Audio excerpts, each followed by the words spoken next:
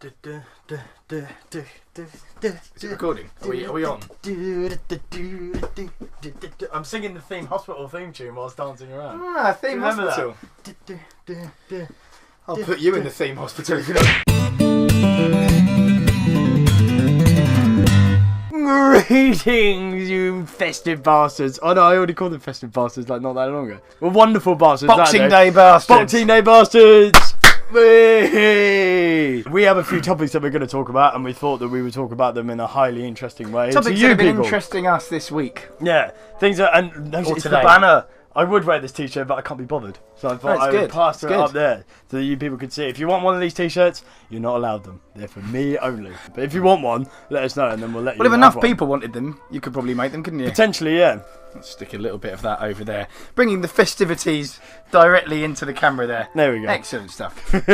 But yeah, the first thing that I want to talk about, because I saw earlier today, there was a little article that was written about Instagram. Have you actually read about this yet? No. Have you not? Well, I don't know what you're going to say yet. Oh, so I have no idea. Yes, you see, and I've even made notes. Where are my notes? Yes. Oh, serious. My notes. I'm like a newscaster. But yeah, I just read an article about 2 hours ago. So basically, for people that don't know, Instagram just recently deleted millions upon millions of spam accounts, which gravely destroyed, you know, the followership of some celebrities. See, I did hear about this actually, because the amount of followers people have got has dropped because they're being followed by bots and stuff. Yeah, right? yeah, exactly. But I mean, some of the main people, like, you know, Justin Bieber, 50 Cent, Rihanna, like all of theirs, because they have legitimate followers, so they didn't lose out that much. Right. But there was a company, what were they called?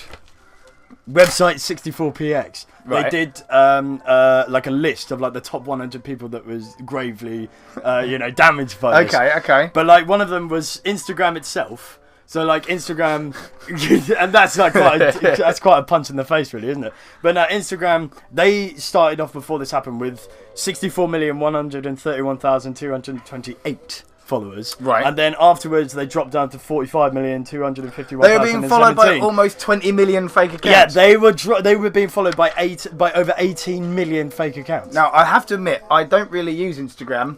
I know about it. I know what it is. Well, that's the thing. I have Instagram, but I never use it because I can never be fucked. But why has the Instagram account got 65 million followers? Well, 45 million. But what do they? What do they post up that everyone's interested in? I literally have no idea. I don't know what Instagram. Again, I don't use Instagram properly, so I don't know what. I don't even follow Instagram, so I have no idea what they post up. Expert chat from people who know what they're talking we know about. All That's what you get here. I've got notes. I have all the details. Go on, lay some details on me. But no, right, this is the best one of all. This was number one, and this is what caused it. Right, I'm not going to show you the numbers, but what is the name? I can't even pronounce that gamer. That Chirag. Yeah, Chirag 78. Yeah. Suffered the worst amount in this, right? So he started with he had 3,660,468 followers. Yeah. After all this, guess how many it dropped to? Go on. No, go on. I just have one guess. Go on. 1 million. No. 500,000. No. 1,000. No. 4. He dropped. You're actually really close there. He dropped to 8 followers. 8 followers. 8 followers after all of this. So I have no sympathy for Chirag. So he had 3,660,460 followers of his were bots. Now he must have known that was the case, right? That you don't have 3.5 million fake followers and don't know that that's the case. But the thing is, this brought up, as soon as I started reading this, I started thinking to myself, with people on YouTube that have, followers and whatnot. So for example, PewDiePie, he has 30, I think he has possibly about 33 million subscribers right now.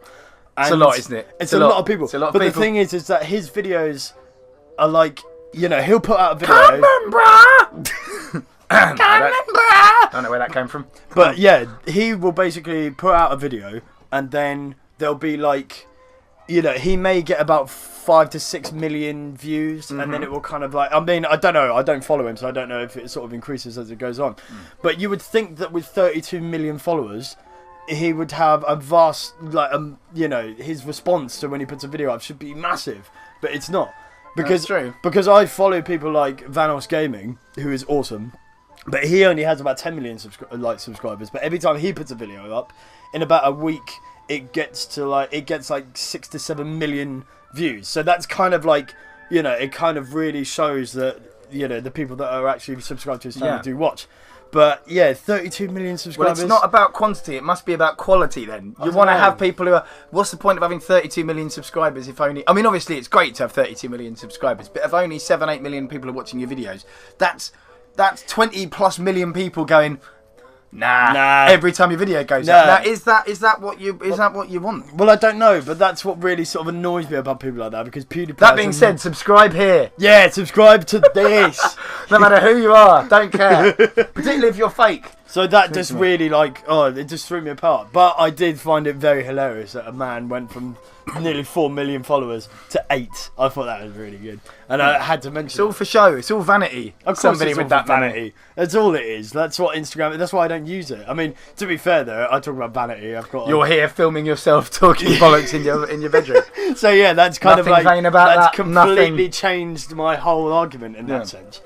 Well, okay, so that's my first bit. There is another bit that I want to talk about, but you, what have you been up to, sir? What have you been looking at? Well, alright, so ever since Oculus Rift appeared on the horizon, well, in fact, ever since ever, and I think a lot of you would share the same views and opinions, virtual reality. But it's like when we went to EGX. Well, this is what I was going to get to. The holy virtual reality feels like the holy grail of gaming. The idea that you could lose yourself in a virtual world. I think we all want a bit of that, right? Yeah, of course we do. And ever since Oculus Rift appeared, with through Kickstarter and getting all their money, it's got me very, very excited about the VR becoming an actual reality. Now, I was always excited about it, but when we went to EGX... Yeah, EGX, like, I can't remember when that was. Yeah. Was it in September, I think it was? Around that sort of time. Something like that, we went to Earl's Court. A few months ago. We might have made some videos about it, but the chances are, given the viewing figures, that you didn't watch it. So, well, that's the thing, like, we put it up, but then, it kind of got lost in translation within the channel. But when we were there... Link is here. Link right here. You see where I'm putting my finger? Right there. Loaded with low-quality video footage and no exclusive whatsoever. So check it out. But we we queued up for an hour and had a go on Eve Valkyrie on the old Oculus Rift headsets. And I remember just when we were in the queue for the EGX and we saw M. Bison queuing up. We did see M. Bison queuing up to have his picture taken on something from Star Wars. No, it was in Destiny. Like, it was the Sparrow. Like, you know the thing. Like, if you don't play Destiny, but it's like a little hovermobile that you use to get around the map. But M. Bison was queuing up to get his picture with the Sparrow. He had to queue. He had to queue though, didn't he? It was so good. No jumping even for evil mega jumping queues for the most evil villain possible in video game history. There's no. You have to wait in line like everyone else, you bastard. But yeah, we got to have a go on Eve Valkyrie, and I have to admit, it completely blew my mind. Oh, it was great. I well enjoyed it. I genuinely lost myself in this virtual world. For those of you who don't know about Eve Valkyrie, it's taken from the Eve Online game universe, and you sit in essentially a little fighter jet, and we got a little 3-minute go, and we were told, yes, you're playing part of a level, there's things you can shoot down, but don't bother doing that. Just experience it. Look around. That's exactly what the guy told us. He said, don't worry about actually playing the game, just have a look around, and that's exactly what I did. Now, I was lost in that world. The graphics weren't perfect, the 3D was good, and the graphics were great, but it wasn't picture perfect by any means. But it was But I was lost in that world. It was savagely good. So now that's got me incredibly excited about the future of VR. Old hits, drop things. Professional stuff here. Right, put that. But where it's going, what's happening with VR? So 2 months ago, the Oculus. The notes. Yes. Show them the notes. He has made so many bloody notes. Like, the notes, it's not like he's just done a little paragraph like I did. He's got the whole page and there's bullet points, there's things circled. The thing is, there's plenty of interesting stuff about the future of VR. And I'll start with, and let's have a link about it right at the bottom of the screen here. Oculus Rift, they invited a load of developers over to some big place. You telling me about that? Because wasn't it like the 5 developers were on stage and people were asking them. Well, there were speeches all throughout the day, all sorts of presentations. But the main one that was interesting me, and this is what we'll put the link in down here, is the keynote speech was about the future of VR, and you had all the main players, the head of science there, the main developers, the guy who runs it. All the top lads of the VR world. Yeah, and they talked about VR and where it's going and the interesting stuff about it. And It's exciting times. Those guys are confident that in a couple of, in a very short amount of time, virtual reality outside of gaming might start penetrating our world. But that's the future. That's the future, you see. Oh, it's a future. It's the future. That is a intention. Oh, dear. But one of the things that hasn't been decided yet, and this is one of the other things they were talking about, is the controller system. So the good thing about Kickstarter... Oh, yes, you were showing me... Oh, my God, now, this looks amazing. This is it. Now, you see... if they can pull this off, this would be fantastic. Well, this is it. There are lots of different... Like, no one's made the one-size-fits-all input answer for virtual reality yet. The one method that incorporates the whole body, fingers, everything. No one's done that just yet. No, they haven't. But what Kickstarter has allowed us to do, and I suppose Kickstarter helped fund the whole Oculus Rift thing in the first place, they have the latest developer prototype. That we're getting towards the consumer model, so Oculus reckon that's coming soon. But their latest prototype is called Crescent Bay. Now, Crescent Bay changes from the previous. I cannot remember the name of the previous one. It sounds a bit like Crescent Bay, the previous prototype. Crescent Beach. Yeah, but it something like that. Yeah, but the motion capture for that had a camera sat on the table, which was all about keeping you static and sat down. Right, the new one, Crescent Bay, actually accounts for movement. So it's on the wall. The camera, motion capture camera, goes on the wall and can actually track your movements within a 3-foot radius of where you are. So you can actually like walk sensors around the virtual world. Well, the Oculus, the headset itself is covered in sensors. Yeah. And the camera picks up where you're moving and where you're looking.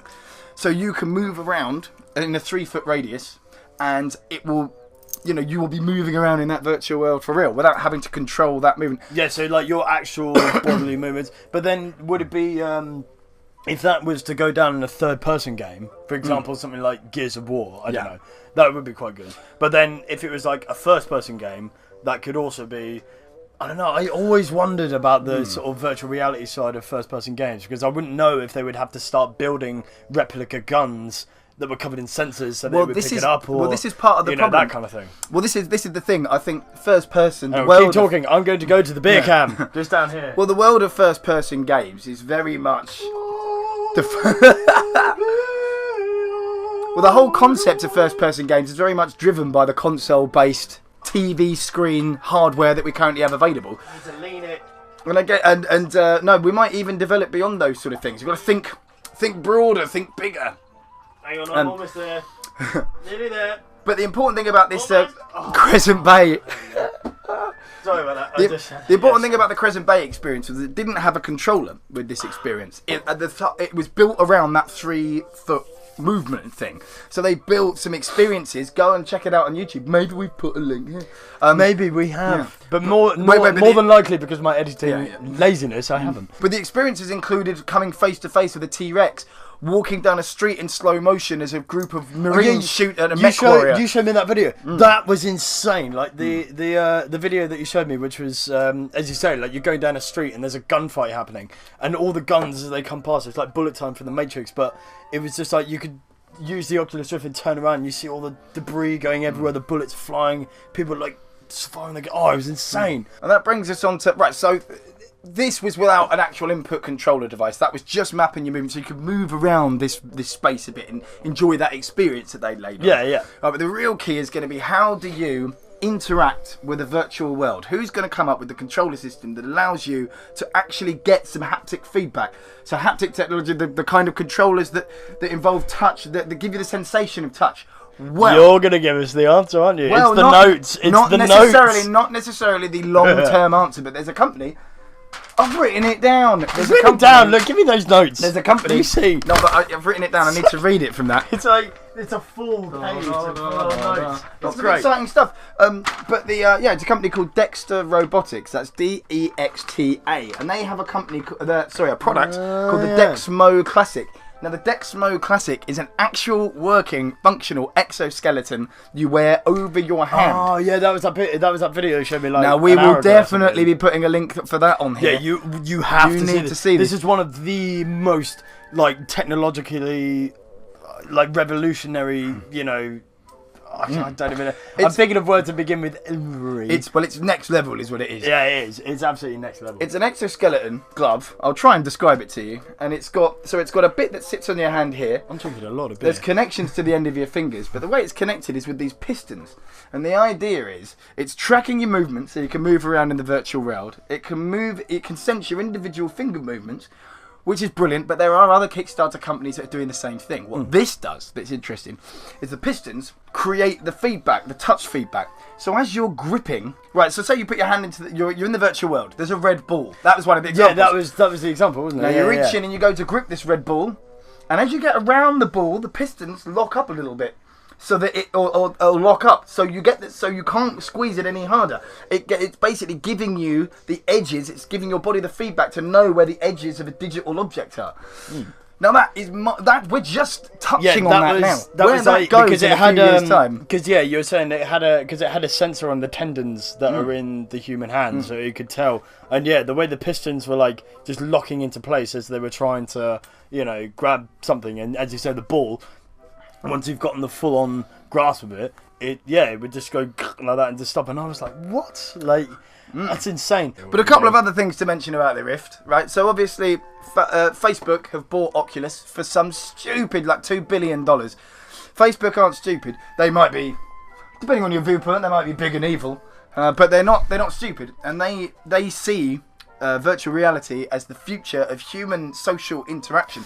Imagine a digital, it is as scary as it may seem potentially, or exciting depending on your viewpoint. Imagine a digital virtual Facebook, interactions with avatars, your own virtual version of yourself, interacting with your friends in a space that you could all share together. But it was almost like actually no, it's not like that. I was going to say that film Gamer, where it had the guy from 300 in, but that kid that was in the virtual world was just sat on a beanbag, being an idiot. Like, I hated that kid. He was a right bastard. I really hated him. But no, as you say, like virtual reality could be taking over, absolutely everything. And if it does, then we're all fucked. Yeah. Well, let's bring us on to the next topic thing that's been written interesting on the us. board of glory over there. We have Let's take you back to the Chaney childhood. Our gaming history goes back well over 20 years. And one of our favourite genres of game over that period of time is the point-and-click adventure game. Oh, yes. Now, we're talking Discworld, we're talking Broken Sword, Discworld, Broken Sword, Sam & Max, Day of the Tentacle, we're talking Blazing Dragons as well. We are talking... If you know anything about Blazing Dragons, please let us know that you know about Blazing Dragons, because that is one of my favourite all-time point-and-click games. We're also talking about... Did you ever play Simon the Sorcerer? Yeah. I did a bit, but I don't know. I couldn't really get into it. Curse of Monkey Island, the Monkey Island series. Now, so bloody good. If you like these sort of games... If you're a huge fan... It's an exciting time because in January they're going to be releasing a remastered version of Grim Fandango with one of the greatest stories ever told in digital format. I think a lot of you will agree with that. I'd like to think. I'm so excited for it. They're bringing it out on the PS4 and the PS Vita or Vita, whatever they're calling it. Vita. Vita. Is it Vita? I don't know.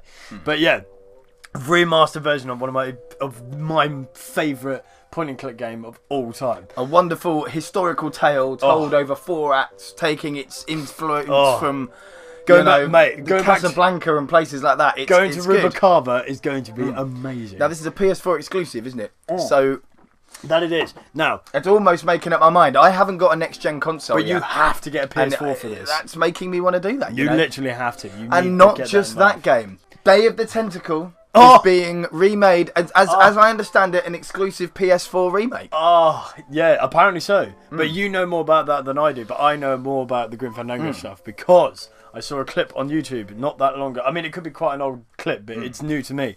But yeah, they basically just released footage of what their remastered is going to look like. It's the old school graphics, but, slightly tweaked. So it has better lighting, it has enhanced audio. It's all glossy and shiny. Yeah, it's all glossy and shiny. And they've, obviously they put in HD textures because it's a remaster. But they haven't touched it at all. Because I thought originally it was going to be like what they did with Monkey Island series. So they brought out, was it The Curse of Monkey Island, where they had like the really awesome like 2D cartoon graphics.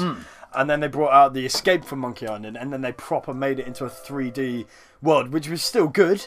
But it was like kind of not a. It wasn't it didn't really do it for me. But I still played it. I still thought it was awesome. But I thought they were going to do that with Grim Fandango, but they didn't. And I was like, yes. Although Grim Fandango is fairly 3D-y. It was fairly 3D, but I thought that they were just going to I don't know, they were gonna like really like make it, you know, proper high definition. Bring it up to nowadays. They've not messed with the format that worked. They haven't. That's no, an not important at all. lesson for And many people making remakes to learn. So looking forward to it. It's gonna be it's gonna be so good. But yeah, and Day of the Tentacle getting the same treatment from what I understand. Now I don't know if they're changing the format of it. But for those of you who love the old Atari adventure point and clicks, that in fact, where they had what was it at the bottom of the screen? So like at the bottom of the screen, let's go through this. So you would have your inventory would be there, and then they would have pick up, talk to, you know, all your instructions would be laid out. All on the instructions screen would be laid there. You pick one of those, and then you move the cursor across, and you go right. I want to use this person. I want to pick up this person. Yeah. No, you want to talk to this person. That's the clues in the instructions down beneath. And that was a classic Atari format for their games. That particular format. Now, if you like that format, there is an exciting new development happening on Kickstarter. It might even be finished. This is that video you showed me the other day. Exactly. So the makers of Maniac Mansion, who were the people who the sequel for that was Day of the Tentacle, and people behind some of the classic Atari point and click games, they've started a Kickstarter and they've made a game in that exact format. A whole new game that looks exactly like it could have been released in 1987 or something like that. Yeah, that's the thing. When you showed me that video, I thought it was like, you know, you were showing me a game that was made back in the day. But no, it seems like it was made recently. Exactly. But in exactly the old school manner, in that way that I was just describing, which is like all your instructions is down in the left-hand side of the bottom screen, and then you'd have your inventory, your items there. I've just forgotten another point in the game. Thimbleweed Park. That's the name of this game. Yes, that was the name. Go and look that up on Kickstarter. They've made an enormous amount of money. Relative for that project. They've got all the money they need, from what I understand. And they wanted to recreate that exact type of game. And go and watch the video. It looks like it's going to be good. It looks very interesting. With that same kind of humour. I've just remembered a point and click game that we didn't mention. Who's Leisure Suit Larry? How could we forget that? Because I remember they remade it for the 360 as well. They did it wasn't so much a remake. They just decided to make a new game for Leisure Suit Larry, and it was awful. Like, it was so shit. For those of you who don't know about that game, imagine playing the role of a very sleazy middle-aged man trying to hook up with loads of women. That's basically it. I thought it was incredible. Like, because they made about 10 of those. Did they actually? There's an endless amount of those games. They just go on. Now I tell you what. Now, because they haven't really made that many point and click games these days, the closest that they came to a point and click game, well, in my opinion anyway, was LA Noire, because it reminded me of Discworld Noire, because you have your notepad and it has all the notes inside it, and you pick them and then you interview that person. But yeah, that was about as close as they came to like a modern day. It's like point and click a development of the same idea. But I like to think that now with Kickstarter and people can create projects, and if fans enjoy that, they can give money to. I'm hoping they do. I'd like to think more point and click adventures. I'd love to see a resurgence of that genre. It would be You can tell amazing stories through that, and it doesn't have to look all old school. There was some. There's been some great ones even since that. Going back 10, 15 years, have been some fantastic ones. Well, they did. Yeah. They did recently make a new Broken Sword. But apparently it was pretty awful. Like, I didn't play it though, but I really do want to play it. Now there's a series that could do with an HD sprucing. Well, that could do with the sprucing, but I remember going back to Broken Sword 2, the most annoying puzzle I've ever had to try. No spoilers now. Well, it's going to be spoilers. I don't care. If you don't want to hear these spoilers, just mute it for about a minute, and then I will talk about this. Right, Broken Sword 2. When you had to go on... Spoiler alert! Spoiler alert! But when you had to go onto that random sort of island in the Caribbean or the tropics or wherever it was, and then you got lost in the woods or the jungle, and you had to you were continuously going from bit to bit, and then you would it would just end up going back to the same area.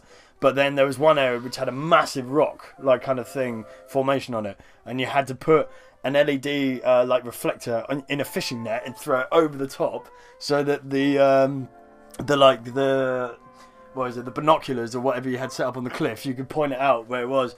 Oh, sounds exciting, doesn't it, kids? Oh yeah, it was so Honestly, good. Trust me, it's way more exciting than that. It's so much more exciting. It was a very poor effort to explain it, but that drove me insane for days. Discworld, spoiler alert again, Discworld, for the first game, had a scene in it where you were looking You had to identify an object in a room full of stuff, and basically you were looking for what effectively was 1 pixel worth of information on this screen.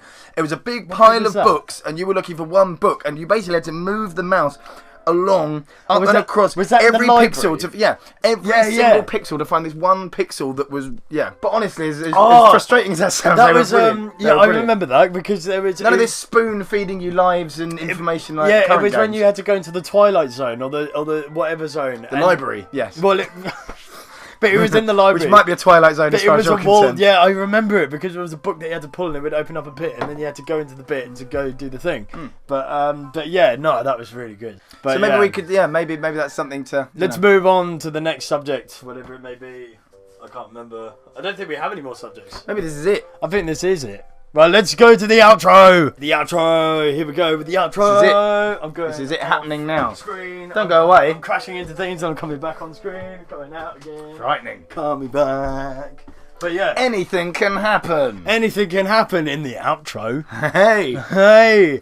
But although it's mainly going to be saying see ya, isn't it? Well, it is, yeah. Mainly it's going to be saying bye. But also to anyone that has decided to stay and listen to this nonsense for however long it's going to be. Thank you for doing that. Thank you for doing that. Because it's been great fun. Yeah. I've been well enjoyed. This has been well good. I've properly enjoyed this. We've discussed some proper stuff. Yeah. Because unlike the Bastard Cast, this is more idiotic. Because it's 2 idiots in the same room. Yeah. Talking nonsense to each other. Should we start, even though you're in both, should we start some trash talk between the 2 podcasts? So that, this is way better. This is so much, well, it's because it's visual and we can animate. But what we don't have, what we're missing is someone like Gordy saying Christmas bollocks, which, to be fair, was really good. Go and watch the Bastard. Listen to the Bastard Cast if you haven't. Yeah, that was my favourite bit.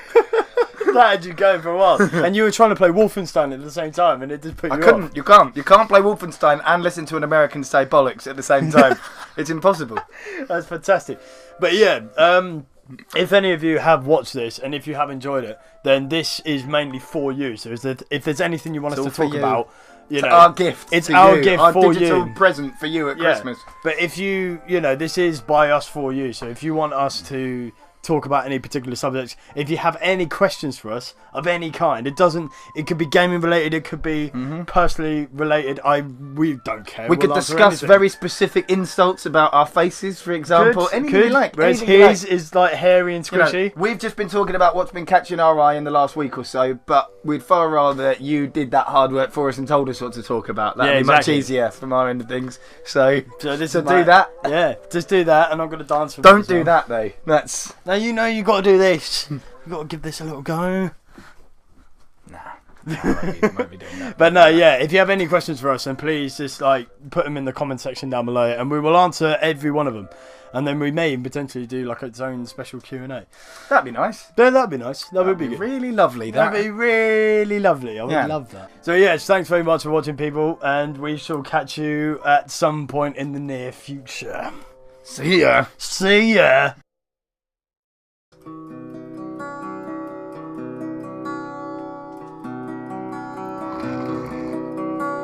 Really hate you.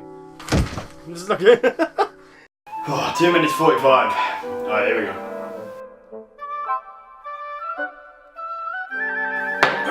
Time.